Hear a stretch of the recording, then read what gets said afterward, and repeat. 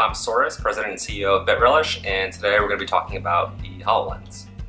Microsoft Hololens is the first self-contained holographic computer, enabling you to engage with your digital content and also interact with holograms in the world around you. It contains a number of augmented reality applications that are provided for free. It contains a lot of specialized components like multiple sensors, advanced optics, and a custom-made Microsoft holographic processing unit. Now in the front of the headset, you'll see a tinted visor. It contains a number of cameras and processing units. And near the user's ear, there is a pair of small red 3D audio speakers. Now, these speakers don't obstruct external sounds, and that allows users to hear virtual sounds along with the sounds in the natural environment. So you'll notice that a lot of our clips are indoors, and there's a couple of really good reasons for that.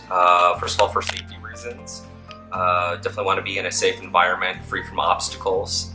But also because Microsoft HoloLens, the way it works is it's got a number of infrared sensors embedded in the front.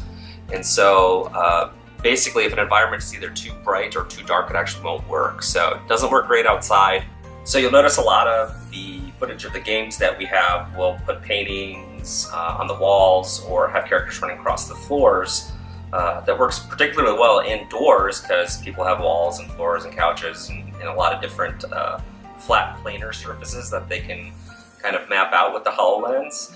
It's a little bit different outside where pretty much everything is just flat open space and maybe you have a tree here or there. Just a little bit more difficult to place augmented reality content in those environments.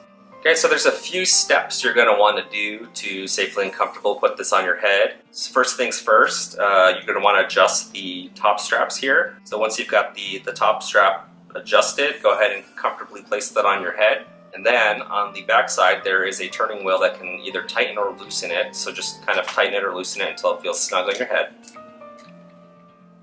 And then the third step is you're going to want to adjust this front visor until it sits just right above your nose. You don't want it sitting directly on your nose, but you want it to be right in front of your field of vision. Initially, I was really blown away with it. At the time we first started investigating it, we kind of took a look at it a couple of years ago. At the time, augmented reality was just a really kind of buggy type of tool at the time. We looked at Vuforia, Google Tango, and some other tools at the time. Turns out it's very difficult to place holograms in an environment without them kind of jumping around. But this was the first pretty seamless holographic experience that we first tried out. Worked really well. There's a lot of computing power in these guys. Microsoft just did a really good job with it. Well, virtual reality, you actually have a headset that completely occludes your field of vision.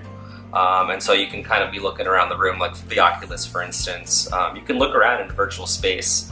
A lot of times it feels virtual, whereas augmented reality, it doesn't occlude your field of vision. It augments what you already see.